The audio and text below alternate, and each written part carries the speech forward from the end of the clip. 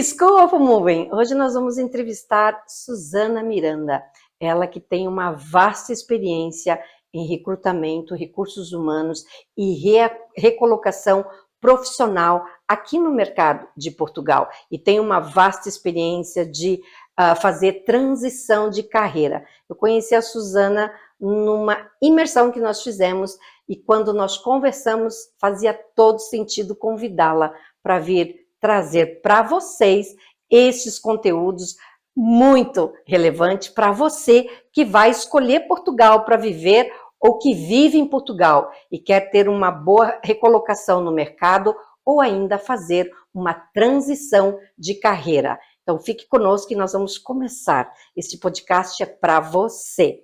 Suzana, obrigada por estar aqui. Obrigada, obrigada.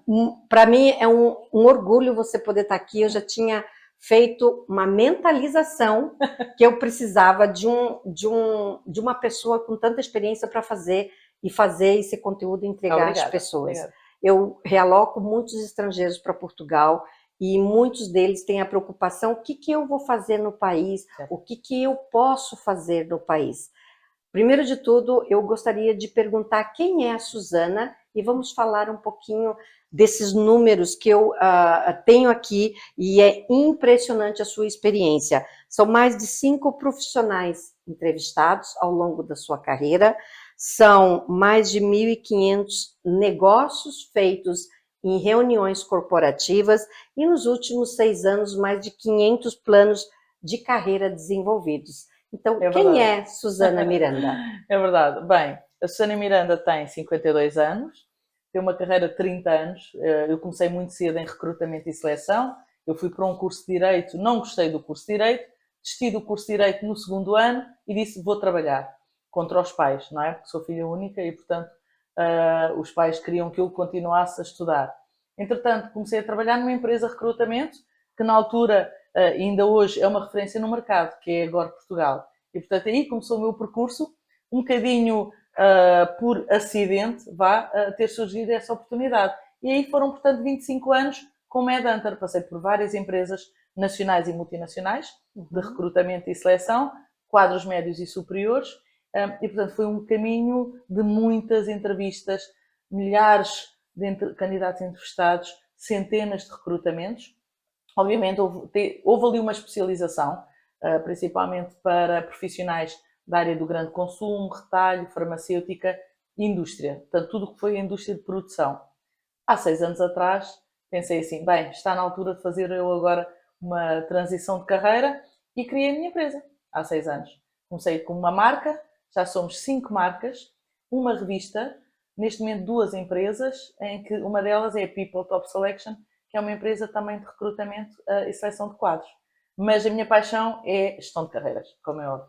Que espetáculo. Vamos falar um pouquinho do mercado de Portugal. Eu, quando trago estrangeiros para Portugal, como já falei, uma preocupação muito grande é o que eles precisam para trabalhar. Eles podem trabalhar em Portugal e o que as empresas esperam de um profissional que é estrangeiro e começa a viver em Portugal. Ok. Então, primeiro ponto, nós em Portugal não consideramos os brasileiros estrangeiros, ok? Existem os portugueses, os brasileiros e os estrangeiros. E os estrangeiros. Que me perdoem as outras nacionalidades que me estão a ouvir. Porquê? Porque sentimos, obviamente, sempre uma relação muito forte com os brasileiros.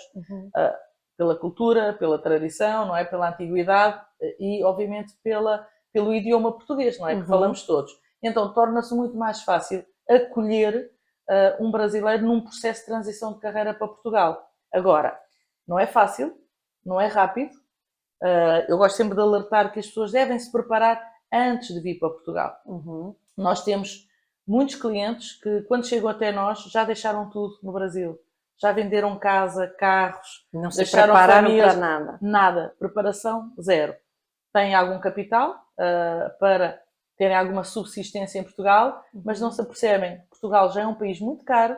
Lisboa e Porto são das cidades já no patamar das mais caras da Europa e, portanto, se calhar os recursos financeiros que nós temos não são suficientes para o tempo que nós vamos procurar emprego. Procurar emprego ou criação de negócio em Portugal.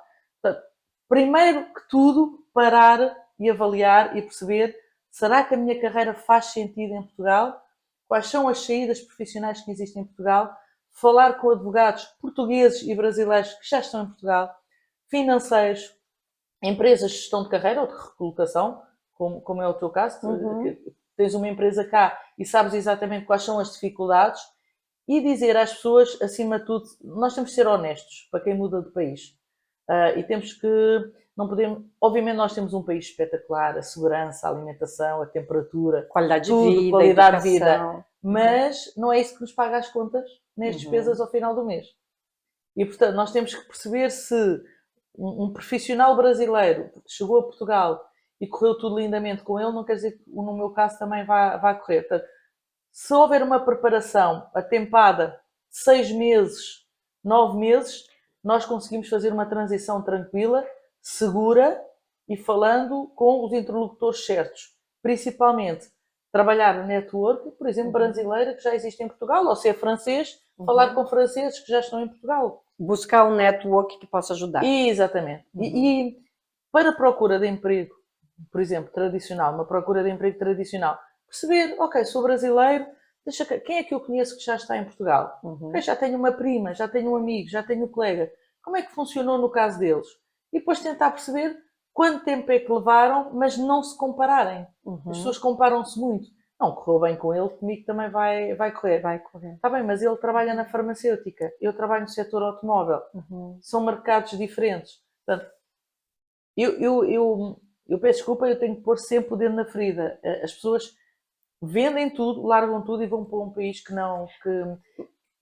que é vendido como espetacular. E é. Mas e a burocracia? A parte burocrática? É muito importante que você frise a organização. Eu, quando faço o processo de relocação, eu digo que é um processo estruturado. Ele é como se fosse abrir uma empresa. Tem o início e depois tem o fim do processo para você começar a trabalhar na empresa e fazer ela ter o rendimento que precisa. Então, num processo que a pessoa está vindo para Portugal, antecipadamente ela tem que fazer o network, ela tem que buscar informação, se a profissão que ela tem, o conhecimento que ela tem, a habilidade que ela tem, vai agregar ao país, né? Onde mais ela pode buscar informação? Tem alguma plataforma que possa ajudar essa pessoa a ter uma informação mais técnica, que vai ajudá-la? À distância é muito difícil perceber a situação daquele caso em concreto. Okay? Depende do advogado, que tipo de direito é que vai praticar. Por exemplo, no caso de um advogado, quer vir para Portugal, sim, mas que direito é que vai praticar? Mas vai trabalhar para uma sociedade de advogados ou vai trabalhar sozinho? Precisa fazer equivalência? Equivalência, validação de certificado. Se calhar vou fazer um mestrado, se calhar vou fazer uma pós-graduação em direito para Portugal. Mas depende, direito penal, direito comercial, direito laboral, depende do meu objetivo. Vou ser um advogado corporativo e exatamente o propósito e o objetivo. É um objetivo viável, de imediato ou é provisório? Quantos advogados mantêm os clientes no Brasil? Porque estão a fazer a transição. O pior que se pode fazer é cortar com a nossa atividade no país onde nós estamos. Cortar. Há pessoas que cortam de forma imediata. Há pessoas que pegam na família e vêm todos... Vêm direto. E depois o marido não tem colocação, só tem a esposa. Depois é a esposa que tem colocação e o marido fica frustrado porque não tem colocação. E nós temos N casos de pessoas que voltam para o Brasil porque não se prepararam. Verdade. Eu tenho experiência disso quase que diariamente. Sim. Quando ele decide vir para Portugal, ele tem alguma plataforma para procurar trabalho que você recomende? Ou o que você recomenda? Ele pode te procurar e dizer, olha, eu estou mudando para Portugal, Susana, e eu preciso de um apoio, eu preciso que você me dê uma estrutura do trabalho que eu vou desempenhar em Portugal. Onde é que ele começa? Há vários programas de mentoria. É óbvio que primeiro tem que se começar por uma consulta diagnóstica. Há profissionais que dizem, Susana, eu não sei se tenho condições financeiras para fazer uma mudança, contratar um gestor de carreira, porque às vezes as pessoas acham que o gestor de carreira é uma coisa inacessível, um assessor de carreira em Portugal. Não, pode-se começar por uma consulta diagnóstica e perceber naquela consulta dizer, olha, eu acho que ainda não é o timing certo. Os desafios ele vai encontrar. Exatamente. Eu vou dizer, olha, a engenharia, na sua área de engenharia, tens desafios. Se vem para a área das novas tecnologias, tens desafio. Mas eu sempre trabalhei em farmácia, farmacêutica. Ok, então, atenção, o mercado farmacêutico em Portugal é muito pequeno, é muito fechado. Vamos ter que avaliar de outra forma. É importantíssimo. Portanto, há uma consulta de diagnóstico que pode ser feita online, em que nós avaliamos 1 hora e meia, 2 horas, como quem vai ao médico. Perceber, eu tenho este problema, estou a sentir este sintoma, não é? Como quem vai ao cardiologista e diz, eu sinto que há aqui qualquer coisa que não está bem quando eu quiser ir para Portugal. Mas o que é que eu vou ter que fazer? Acima de tudo, o timing. Pode não ser o timing certo. Os timings... A altura certa para se procurar trabalho. Exatamente. Verão não se recomenda. Sim. Junho, julho, agosto... São meses que se perdem. São meses que tu vens para Portugal e já estás a investir o junho, o julho, o agosto, o setembro. Porquê? Porque a preparação, estes 4 meses, são os meses que nós chamamos de procura de trabalho em época de turismo. Não funciona. Ninguém está focado. Correto. Eu vou trazer uma experiência minha. Quando mudei para Dubai, eu mudei no Ramadã. Ramadã é que nem verão em Portugal. Exatamente. Tudo fecha, ninguém trabalha. Se trabalha, a portas fechadas. Certo. Você não tem a mesma abertura para fazer o que você precisa fazer. Sim. Então é importantíssimo isso que você está falando. Eu costumo comparar, fazer aqui uma analogia por brincadeira, como quem prepara uma viagem. Há sítios que nós sabemos, para a Tailândia, há certas alturas do ano não se vai para a Tailândia. Para Cuba não há. À época dos tornados, dos furacões, não se vai para Cuba numa altura em que nós sabemos... Portanto, nós temos que sempre preparar a viagem 6 meses antes, é o ideal. Uma transição para outro país também tem que se perceber, inclusivamente, principalmente para pessoas que têm família, não é só a transição de carreira de uma parte. Portanto, é das duas partes. É o cônjuge, é o casal que vai mudar de carreira, não é? São os filhos. Será que a fase de transição dos filhos... Quantos casais voltam para trás, para o Brasil, que os filhos não se adaptaram? Não se adaptaram. Porquê? Porque entraram a meio do ano letivo. Ou não se adaptaram na escola. Ou na escola. Ou fizeram a escolha direito. Ou escolheram a escola errada. Ou então acharam que em Portugal só podem ir para colégios privados e começaram a gastar uma fortuna em colégios privados e não aguentaram. Sendo que nós temos escolas públicas. O meu filho nunca andou num colégio privado, a não ser em muito pequenino. Mas a partir dos 6 anos sempre andou à escola pública. Que idade ele tem? Tem 23 anos. Está fazendo a universidade? Já está a trabalhar há 2 anos, já fez a universidade e, portanto, foi sempre escola primária pública, liceu público e universidade pública. E está a trabalhar numa grande multinacional. Portanto, as pessoas acham que a passagem para Portugal também tem que ter aquele investimento de colégios, de casa, no centro. É perigoso ir para a periferia? Não. Eu moro a 15 minutos do centro de Lisboa. Não poderia fazer um investimento que é feito hoje em dia na habitação no centro de Lisboa. Portanto, há aqui situações que têm que ser avaliadas meses antes. E você falando no custo de vida, né? Em Lisboa e em Portugal, nós sabemos que aumentou muito nos últimos 10 anos. Sim. Uma pessoa que escolhe Portugal para viver, qual é o salário mínimo das empresas? Vamos falar no nível baixo, que seria atendentes de supermercados. Não é que são menos importantes, não. É pela categoria da posição. Atendentes de supermercados, atendentes de farmácias. No Brasil a gente chama garçom aqui, atendente de mesa. Sim, empregado de mesa. Depois nós temos o médio, né? Que poderia ser professores, esteticistas.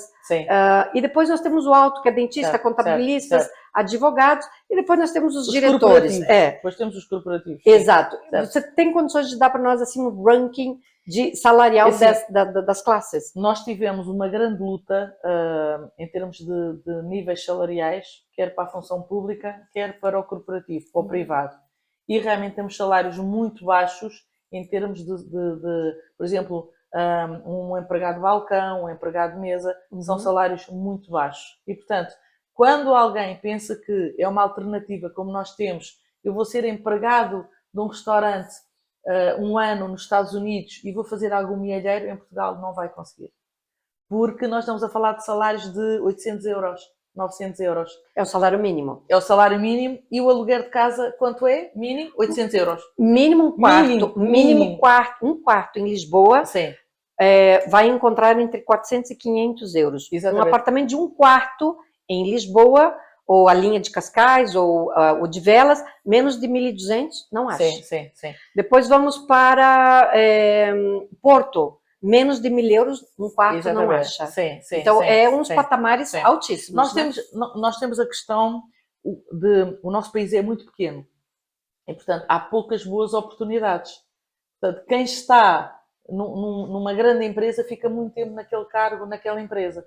Portanto, acho que a questão da transição, as pessoas que vêm para Portugal vão estar muito confortáveis em Portugal, mas forem bastante open mind. Então, vamos começar com 850 euros, o primeiro nível. Sim. Segundo nível, mais ou menos. Depois depende. Imaginando que são pessoas que já vêm com alguma experiência. Já pode ser um assistente administrativo. Sim, o assistente administrativo são salários muito baixos. Nós estamos a falar de empregados de mesa, empregados de balcão, depois depende se o restaurante for um restaurante de sucesso, um restaurante de luxo, já recebem ali uns prémios, umas comissões de vendas do próprio restaurante. Agora, trabalhar num restaurante, trabalhar num supermercado, ser assistente administrativo numa empresa, os salários nunca vão além dos 1.200 euros. Brutos. Mas temos que tirar os impostos. Ok. E quanto de 1.200 decresce o salário? 800 euros. Vai receber 800. Vai receber 800 fica mais ou menos. Depois, obviamente, depende de ser casado, se é solteiro, se tem filhos. Fica para a carga fiscal. Exatamente, para a carga fiscal. Vamos lá, então, para o advogado, médico. São tudo funções que não são as funções que estão nos quadros, que nós dizemos que são funções de quadros. Um advogado pode ganhar 2.000, 4.000, 6.000, 8.000. É um profissional independente. É um profissional independente. O médico é muito difícil de integrar os quadros nos centro hospitalar público. Tem que ir para o privado. O privado, até chegar ao patamar que é interessante de um médico no privado, tem que batalhar muito, não é? Sim. Porque há ali há um tempo de adaptação. E há uma lista de espera de médicos portugueses a quererem. Está tudo aí para o privado, porque é onde, obviamente, tem outro tipo de regalias que não tem no público. E depois, aí, agora vamos falar para as empresas, porque a restauração, a hotelaria, é uma área muito específica. Sempre foi uma área com salários muito baixos. Um diretor de hotel pode ter um salário muito alto se for por recomendação. Um diretor de hotel que seja recomendado, tenha um trabalho reconhecido, hotéis 5 estrelas. O que você chama de salário alto? 5.000. 5.000 euros. 5.000, 6.000. Mas depois há cadeias de luxo que pagam 3.000 a um diretor de hotel e há outra cadeia de luxo que paga 6.000. Portanto, depende da empresa, também do currículo, né? Do currículo e da empresa. E da própria empresa.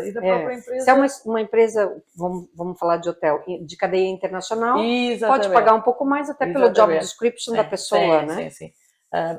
Depois, para o mundo corporativo, nós não conseguimos dizer que há ali um patamar de salários, porque imaginando o mesmo gestor, um diretor de marketing, ou um gestor de produto, um brand manager, numa multinacional em Portugal pode ganhar 2.500 euros e outro, o mesmo perfil, a mesma pessoa, aqui ganha 2.500 e aqui vai ganhar 3.500.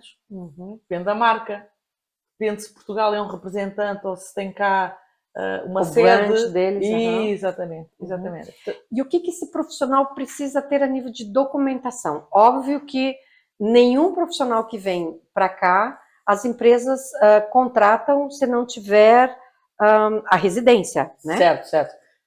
Existe a contratação sem ter residência? É muito difícil.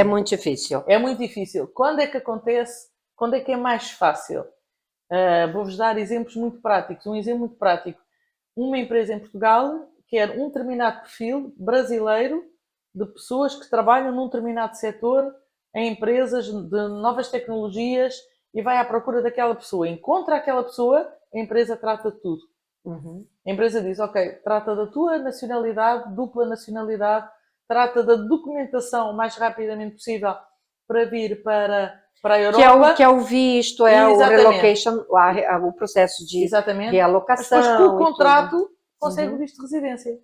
Porque depois isto isto é, nós dizemos em Portugal que é pescadinha de rabo na boca, não é? Uhum. Se para teres uma coisa tens de ter a outra. Então às vezes andamos aqui, mas eu ainda não tenho visto. Para ter o visto... É uma ramificação, né? Eu digo que é uma árvore cheia de raízes. E para ela estar sustentada, você precisa ter tudo preparado. Preparado, e não é porque um processo demorou 3 meses que o outro não vai demorar 6 meses. Completamente correta, porque o AIMA está demorado e não quer dizer que o processo seja rápido. Exatamente. Pode até ser rápido de um, mas de outro já não. Exatamente. É isso mesmo. Por isso é que eu recomendo sempre, independentemente de eu ter, obviamente, uma empresa de gestão de carreira ou tu teres, no teu caso, uma empresa de recolocação, nós temos mais facilidade, mais proximidade de chegar a determinados consultores financeiros, advogados, que podem ajudar o cliente, não é? Pessoas à distância, estando no Brasil, é óbvio que se estiver na Europa é muito mais fácil a transição de carreira, não é? Porque é a proximidade, é a cidadania europeia. É isso. E por vezes, os diplomas, o tipo de experiência que se tem, a idade, tudo isso pode fazer demorar o processo. Num processo de contratação desse estrangeiro que vem para Portugal, os diplomas, ele precisa ser com apostilamento, com reconhecimento. A maioria. Quem vem, por exemplo, de países que falam inglês, de países que falam outro idioma, precisa traduzir? Não, a maioria não precisa traduzir. Nós temos 2 grandes exigências em Portugal. São os advogados e os médicos. Profissionais de direito, profissionais da área da saúde. Já existem empresas específicas, aliás, nós temos parcerias, deles. Nós temos parcerias, não é, com essas empresas para fazer isso, para validar diploma. Porque a saúde para nós e o direito em Portugal é muito importante. Nós podemos receber profissionais de todas as áreas e são colocados nas empresas, pedimos a validação do diploma da universidade, tudo bem. Saúde e direito somos muito exigentes. E um processo pode parar se ele não é feito corretamente. Isso acontece também com o processo de vistos. Eu, às vezes, escuto, foi declinado um processo de visto X. Eu falei, olha, alguma coisa falhou na estrutura. Exatamente. Porque, normalmente, Portugal não recusa pedido de vistos. Não. Eu tenho experiência aqui, já trabalhamos com isso há 8 anos conosco, nunca tivemos nenhum processo declinado. Então, é a mesma coisa na parte de carreira. Se você não tiver tudo estruturado de acordo com o que eles precisam, vai parar. Porque a qualquer momento uma empresa ou uma instituição pública ou uma instituição privada vai exigir a validação desse diploma ou a validação de um certificado. Portanto, como algumas universidades no Brasil também demoram o seu tempo, não há nada como fazer essa prevenção e dizer, ok, eu vou pedir já a validação dos certificados. E precisa depois, muito tempo de antecedência, Susana? 3, 4 meses, quando 3, 4 meses. Sim. E a pessoa pode começar o processo de realocação, ou seja, de mudança para Portugal, faz uma reunião com você, faz todo o processo, 3 meses, pode fazer tudo à distância, né? Não há necessidade. E pode começar a fazer sem ter a residência. Sim. Excelente. Nós aconselhamos e nós costumamos brincar com o tema que é, vamos colocar à prova a sua carreira em Portugal, antes de vir. Vamos colocar à prova. Vamos falar com headhunters, vamos mostrar o seu CV a diretores recursos humanos, a diretores gerais. Nós temos programas de 6 meses, 12 meses. E temos um programa de 1 mês que é para... Eu sou muito direta e às vezes digo à pessoa assim, olha, não nos contrata ainda para o programa de 6 meses. É muito arriscado porque há poucas vagas na sua área. Agora, direções de marketing, direções de vendas, direções de projeto de novas tecnologias, os currículos brasileiros, por exemplo, são apetecíveis. São. Nós sabemos que vocês são muito bons, os brasileiros, comunicação, publicidade, marketing, branding, tecnologia, IT, Customer Experience, CRMs, e-commerce, são áreas que são valorizadas. Aqui. Área das vendas, comerciais, não é? Todas essas áreas. Agora, existem outras áreas, como por exemplo, financeiros, advogados.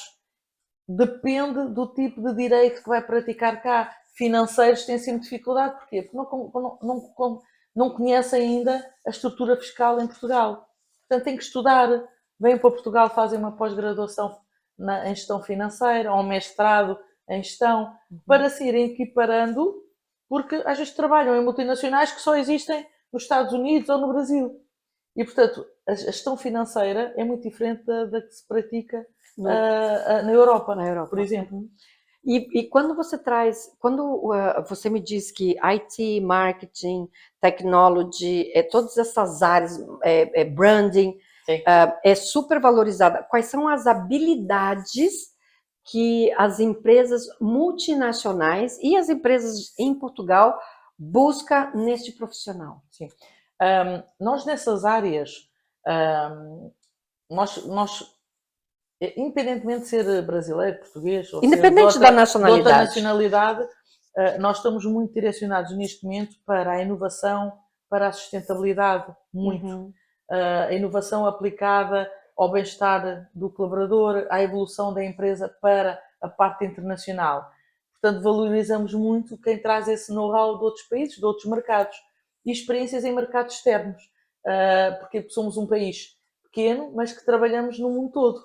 É que quando as pessoas vêm para cá, quando o estrangeiro vem para cá, ele não pode pensar só em Portugal, né, Não, Suzana? não. Ele tem que pensar de modo abrangente, ele está na Europa. Sim, então ele vai pensar nos 20 e tais países que a gente tem disponível. Sim, né? sim. Claro que a maioria dos estrangeiros, quando conhece Portugal e fica a trabalhar e morar um ano em Portugal, fica em Portugal. É muito raro, é mais fácil o português ir para o estrangeiro e passado um tempo diz assim, pois eu realmente estava bem em Portugal.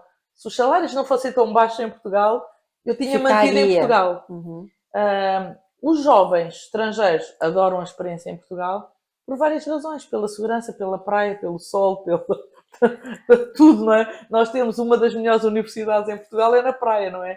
A nova SBE, a nova em Carcavelos. E, portanto, é a das mais prestigiadas na Europa, portanto, é a nova SBE. E recebe muito estrangeiro. E se fores beber um café à nova SBE, ouves falar praticamente só inglês. É isso mesmo. Os cursos lá são ministrados em inglês, né? Sim. E a universidade, o projeto todo é fabuloso. Sim. Por isso é que eu digo que não é fácil, não é rápido, mas pode ser se for trabalhar. E mesmo assim, com uma estratégia montada, as pessoas têm que perceber que é um mercado pequeno e que têm que estar muito focados com o objetivo. Não podem dizer, hoje mando um currículo, amanhã mando 2. É necessário ele falar inglês, ter um segundo idioma. Inglês é fundamental. É necessário falar português para quem não é do Brasil, o que não fala português. É necessário as empresas... O inglês. Precisa ter um inglês. O inglês, porque quem recorre também a profissionais internacionais são multinacionais em Portugal ou grupos nacionais que querem o tal posicionamento internacional. Portanto, não se importam nada ter um profissional que só fala inglês. E que não fala português. Até porque nós damos aulas de português, portanto as empresas oferecem... Tem essa assessoria, Exatamente. Agora, é óbvio que temos que ser realistas, não é? Que convém trabalhar o inglês e por isso o idioma inglês em Portugal, às vezes tem profissionais franceses que dizem, eu sei francês, portanto há muitas multinacionais francesas em Portugal. Não há. Há um nicho muito pequeno de empresas francesas. Portanto, os franceses às vezes têm alguma dificuldade, ou outros países do que o idioma é francês, em virem para Portugal, porque a língua oficial é o português e o inglês. Eu acho que o segmento tecnológico aqui é muito grande, né? Sim. Nós temos em Oeiras, Oeiras Park, temos aí todos, Google, Facebook, e todos os hubs que nós tudo aí, temos, né? Nós temos as incubadoras de startups, com portugueses e com estrangeiros, em que se fala o idioma inglês. Não há volta a dar. Então, não há necessário falar português. Quem fala português é um plus. A habilidade maior é ter a formação específica. É importante ter universidade. É importante. Mas depende das áreas, obviamente que existem áreas. Vamos do médio alto, né? Sim.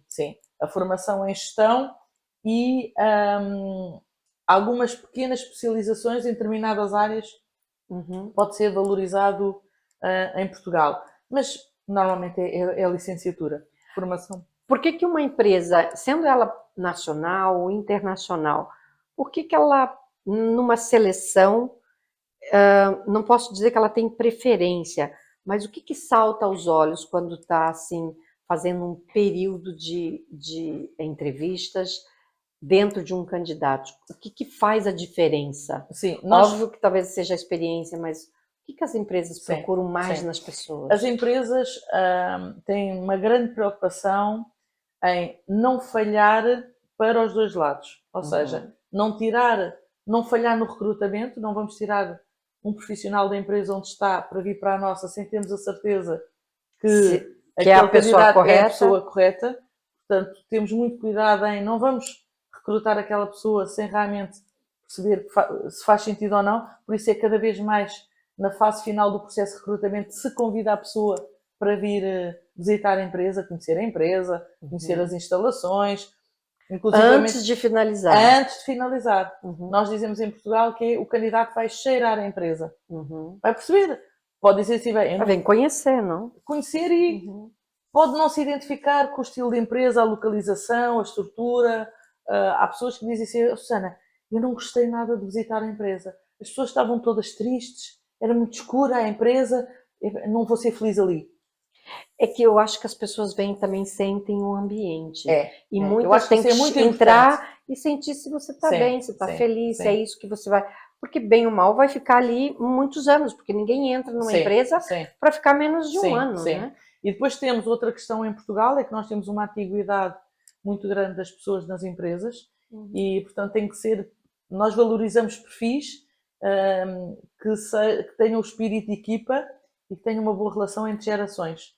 E que não haja aquele gap entre, tu tens 50 e tal anos, eu tenho 20 e tal anos. Existe? Existe, mas existe preocupação da empresa ao avaliar um candidato, se aquele candidato tem um mindset de eu vou lidar com várias gerações e está tudo bem. Vai ser bom para mim. Pessoas de 50 anos de idade conseguem colocação em Portugal? Consegue. Tem algum segmento mais direcionado para ela? Não. Tem muito a ver com... nós costuma-se dizer em Portugal que é proibido falar da idade, mas ultimamente tem-se falado muito na idade, porque nós temos mesmo que deixar de falar da idade e de filtrar os currículos e as entrevistas pela data de nascimento. Mas as empresas, quando elas fazem a pré-seleção, a idade é um fator importante? 50 anos é um fator eliminativo? Não é, mas... Pesa. Agora, depende. Imaginando. Da experiência. Imaginando uma fábrica tecnológica, uma grande produção, com uma grande complexidade, com um grande nível de responsabilidade de produção, valoriza-se um diretor de produção acima dos 45 anos. Valoriza-se um diretor financeiro, valoriza-se. Agora, se forem startups, novas tecnologias, pode ser um excelente diretor de IT, mas se parou um bocadinho no tempo ou não se atualizou, se calhar chega ali aos 48 anos e se nunca fez atualizações de novas tecnologias, novos sistemas, novas plataformas, não é? Ainda ontem, vou-vos dar um exemplo muito rápido, ainda ontem eu tive uma reunião de um gestor que há pouco tempo começou a trabalhar connosco e disse, olha, direções de marketing em Portugal, atenção, que estão muito arrojadas e já se exige imenso, como trabalhar redes sociais, as plataformas digitais, e falei por acaso em ChatGPT e ele disse assim, eu não uso. Portanto, e eu fiquei, eu disse assim, vamos ter aqui um problema, uma questão, porque qualquer pessoa hoje em dia usa o ChatGPT em qualquer área e, portanto, ele não uso, ainda nunca experimentei. Portanto, um diretor de marketing que não usa ferramentas de inteligência artificial, se vai com este discurso para uma entrevista, não vai correr bem. Não vai correr bem. E não tem a ver com a idade, não é? Tem a ver com a adaptação e com a atualização. A atualização do mercado. Com a preocupação. Quando um profissional é contratado numa empresa, qual é o package que existe? Tem saúde, tem ajuda de escola... Agora vamos falar do médio-alto, quadro né? Médio, sim. Quadro médio-alto. Quantos salários tem no decorrer do ano? Tem férias? Como é que é o sistema em Portugal? Então, como o sistema em Portugal, em termos de salários, não podemos fazer grandes aumentos salariais, as empresas optaram por dar benefícios. Benefícios que ao fim do mês, obviamente, é um equivalente a um valor, não é? A um valor financeiro, mas também de regalias que os colaboradores acabam por valorizar. Mas, como estávamos a falar há pouco, nós precisamos de dinheiro para pagar as contas. Portanto, não vamos só de benefícios ou de diversões ou de formações, não é por aí. Nós temos o salário pago é vezes 14 meses. Okay? São 14 salários são anuais. 14 salários, exatamente. Há empresas que têm dividido o 13º mês e o 14º mês ao longo do ano.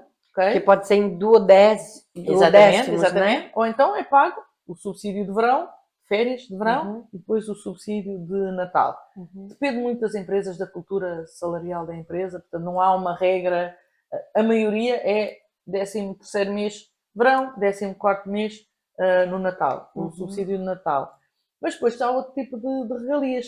Cheque escola, para quem tem crianças pequenas é muito interessante, não é? A oferta do cheque escola. Claro que se a pessoa tem algum valor já determinado por lei ou não? Tem vários escalões e tem várias... É como subsídio de alimentação. Escalões... Pode ter vários escalões de pagamento. Ok. Pode, por exemplo, o subsídio de refeição, dependendo da função da pessoa, dependendo do desgaste e do salário da pessoa, pode começar nos 6,5, eu não quero estar a mentir, 6 euros por dia útil, como pode ser 10,5 por dia útil. E o cheque escola também tem por escalões. E também faz parte da negociação para um novo emprego. Discutir, conversar. Tem filhos pequenos, prefere prémio ao final do ano, prefere o cheque de escola. Pode até colocar isso numa negociação. Porquê? Porque é livre de impostos. Ok, então se calhar eu prefiro um cheque de escola. Ou então, há pessoas que dizem, olha, eu prefiro ter um cartão de supermercado, não vamos falar aqui em marcas, marcas de supermercado, que eu quero cartão de 250 euros por mês em cartão de supermercado. Vale supermercado. Exatamente. Portanto, há vários tipos de... Depois, há pessoas que querem compensações em benefícios sociais ou da própria... Saúde, tem? Por exemplo, saúde. Praticamente todas porque as empresas... Porque o sistema de saúde em Portugal é fabuloso. Sim. Quando eu comparo com países que eu já vivi. Sim. Eu vivi em 7 países e tem países que não dava realmente para usar o sistema do governo. Sim. E como é que é aqui em Portugal, quando uma pessoa começa a trabalhar, as empresas oferecem ou elas usam o sistema do governo? Não, seguro de saúde. Seguro de saúde privado. Privado, exatamente. Entra faz parte do pacote salarial. Todas as empresas. Praticamente todas as empresas. Nós, por acaso, na nossa empresa que temos agora de recrutamento, dos processos de recrutamento que os meus colegas estão a fazer, há uma empresa que não dá seguro de saúde. E a própria diretora de Recursos Humanos diz que é uma luta com a administração porque perdem candidatos porque não dão subsídio. O seguro, não é uma tranquilidade para as pessoas. É porque o seguro de saúde é um custo bastante elevado e às vezes a empresa não consegue subir mais o salário e compensa com o pacote de seguros de saúde que tem para a empresa. Depois tem ajuda a transporte, tem? Sim. Agora há uma polémica muito grande que é a viatura, a atribuição de viatura. Viatura é carro, né? Carro, exatamente, carro. O carro foi uma regalia de há muitos anos atrás dada em Portugal. É uma forma de compensar quadros de direção, quadros comerciais, todos têm para o dia-a-dia o carro da empresa, não é? Maioritariamente para uso total, ao fim de semana, podem usar o carro. Mas estamos agora aqui a ter uma questão, porque na Europa há muitos países que só a administração é que tem viatura. E, portanto, os portugueses estão um bocadinho a ficar surpreendidos, porque há muitas empresas multinacionais que dizem, nós não atribuímos carro. Como assim? Mas eu há 20 anos que eu não tenho carro próprio. Sim, mas não é política da empresa. Nós somos dinamarqueses, ou noruegueses, ou somos de países que só a administração é que tem carro. E existem funções que já são consideradas funções de gabinete. Ou seja, não precisas do carro.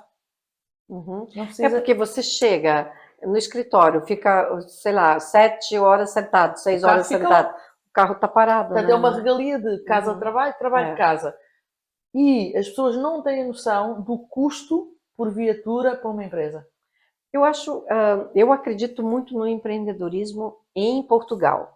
Eu vivi em 7 países, eu acho que o país é uma oportunidade de negócio fora do comum.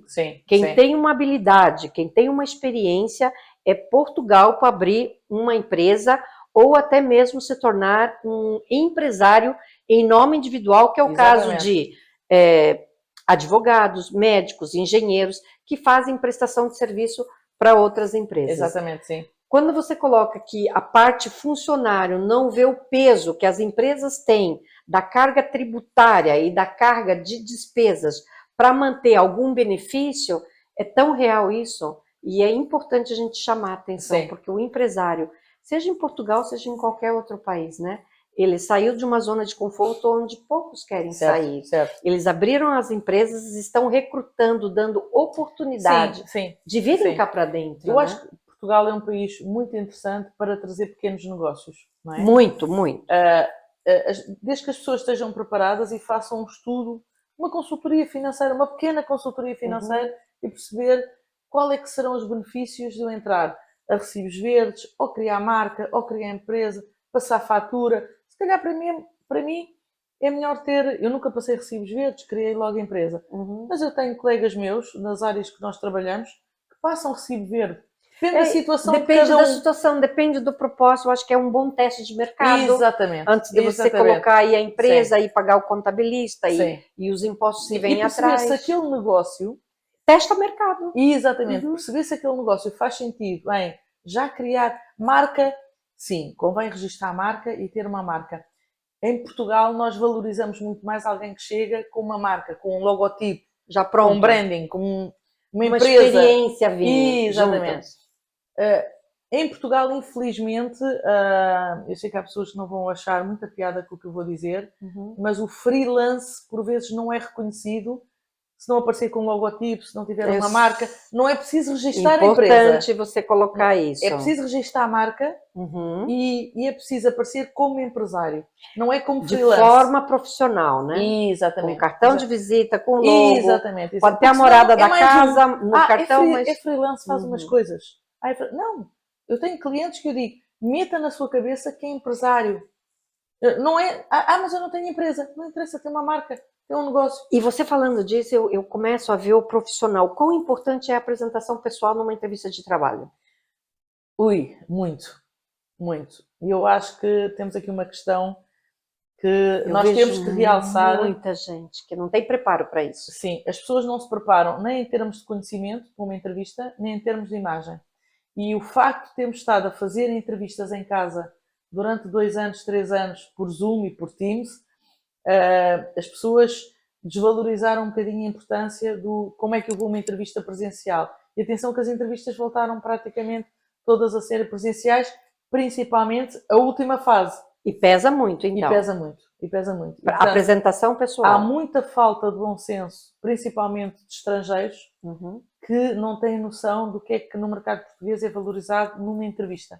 Ou quando se vai a uma conferência ou um evento de networking. Está bem apresentado. Não perguntar o dress code, não perguntar, não ter problema em dizer, olha, eu vou a esta conferência, Susana, o dress code, não é? Mesmo estando em casa. Exatamente. Numa teleconferência, no home office, a apresentação pessoal é tudo, né? Sim. Eu vou te fazer a última pergunta, porque nós já temos nosso tempo que está esgotado, né? Eu ficaria aqui mais um dia conversando com a Susana. Um bom currículo para ser analisado, curto, extenso, inglês, português... Então vamos dividir isto em 3 partes muito rapidamente. Em Portugal é muito valorizado o currículo, o portfólio, que pode ser um PowerPoint, um Canva de 5, 6 páginas, 5, 6 slides no máximo, e o perfil LinkedIn. Ok. Perfil LinkedIn tem que estar update. O perfil LinkedIn não é o CV e vice-versa. E não é o Instagram, gente. E não é o Instagram. Portanto, o perfil LinkedIn é o nosso cartão de visita, é isso que vai chamar a entrevista, ou alguém vai ter interesse em ti para te pedir o CV. Ou o portfólio. Se fores diretor de projeto ou diretor de obra, vão-te pedir o CV e um portfólio de projetos. Ok. Básico. São essas 3 ferramentas. 3 ferramentas. E tem que estar as 3 em sintonia. Currículo inglês ou português? Independente, não importa. Maioritariamente eu começava por ter um bom currículo em inglês, e preparar bem uma versão em português.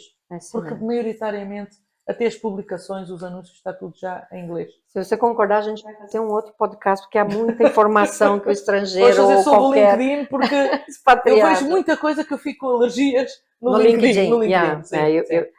Eu basicamente estou começando agora no LinkedIn, então eu acho que vai impulsionar realmente o negócio de muitas empresas. Suzana, onde que te encontram? Aonde que você pode ser encontrada para ajudar esses estrangeiros a fazerem uma boa colocação profissional em Portugal? E me fala também um pouquinho da tua revista, brevemente, porque eu vi e eu achei fantástica a ideia. Eu acho que pode atingir aí conhecimento, as pessoas podem procurar conhecimento dentro da revista para começar a ter informação antes de vir para Portugal. A nossa revista, a Career Choices, é o nosso bebê. Portanto, nós chamamos o nosso bebê porque tem vindo a crescer, já vamos para a 12ª edição, e é onde nós contamos histórias de carreira legítimas, realistas em Portugal. Okay. Onde é que nos podem encontrar? No LinkedIn, que é o nosso cartão de visita, é o nosso palco, digamos assim, onde eu estou desde 2005. Nós damos formação em LinkedIn, em gestão de marca, não fazemos coaching, fazemos mentoria, e portanto podem nos encontrar Susana Matos Miranda no LinkedIn ou no nosso site, onde podem marcar uma consulta de diagnóstico para perceber em que estado é que estão, a carreira, os vossos objetivos se enquadram com o mercado português. E obviamente com o LinkedIn nós temos muita informação sobre gestão de carreira, sobre procura de emprego em Portugal nos nossos artigos. A revista, eu sou suspeita, não é? Mas acho que em todas as edições eu faço um esforço para ter testemunhos de carreira de pessoas de várias áreas. Porque a experiência portugueses do outro ajuda. E estrangeiros. A experiência do outro ajuda muito. Exatamente. E depois temos 3 conferências por ano, conferências sobre vários temas. A última conferência foi Luxo é fazer o que se gosta, e então convidámos pessoas de várias áreas também para falarem de forma realista dos desafios, das coisas boas e das coisas menos boas que lhes aconteceram. Obrigada por ter estado aqui conosco, obrigada por tanto conhecimento e por trazer tanta informação que vai fazer a vida de um estrangeiro, de um expatriado, mais fácil em Portugal, quando nós entendemos de colocação profissional. Sim, o planeamento. Exatamente. Acima de tudo, planeamento. Exatamente. Obrigada. E você, fique conosco no School of Moving, nós temos muito conteúdos para você. Hoje nós falamos com a Suzana Miranda e você vai estar com ela, se você está pensando em mudar para Portugal, antecipadamente. Suzana comentou aqui antes, 3 meses, 6 meses antes, você vai entrar em contato, ela já colocou aqui os dados, as informações, para que você possa fazer essa transição para Portugal. Eu faço relocação de estrangeiros, vejo diariamente pessoas que escolhem Portugal para viver e não se estruturam. Chegam em Portugal, trazem uma reserva financeira, essa reserva financeira não dá para o tempo que eles determinaram e não conseguem trabalho. Você alugar uma casa em Portugal, você vai ter que pesquisar antes de vir. 1 quarto, mínimo 1.200 euros, 2 quartos, se você tem filhos, mínimo 2.300, 2.500 euros, 3 quartos, você pode pagar 3.500 euros. Então, para você fazer essa experiência, viver em Portugal, morar em Portugal, ter essa experiência na Europa, interessante você trabalhar aqui, ganhar em euro, e nada melhor do que fazer essa transição com a Suzana, conversa, pede a sua consulta e faça o seu processo de realocação profissional de forma segura. Mudar para Portugal é um processo, você não pode pular etapas, busque informações, como a Suzana bem comentou, e faça essa transição de forma segura, responsável, para no final você ter sucesso naquilo que você vai fazer aqui. Obrigada e até um próximo podcast. E siga-nos. Se você não se inscreveu, inscreva no canal, que nós vamos trazer muitos conteúdos para você. Nós temos o nosso Instagram também, I am Sandra Maciel, e aqui no nosso YouTube, I am Sandra Maciel. Scout Concierge, você pode obter maiores informações no nosso site. Obrigada e até um próximo podcast.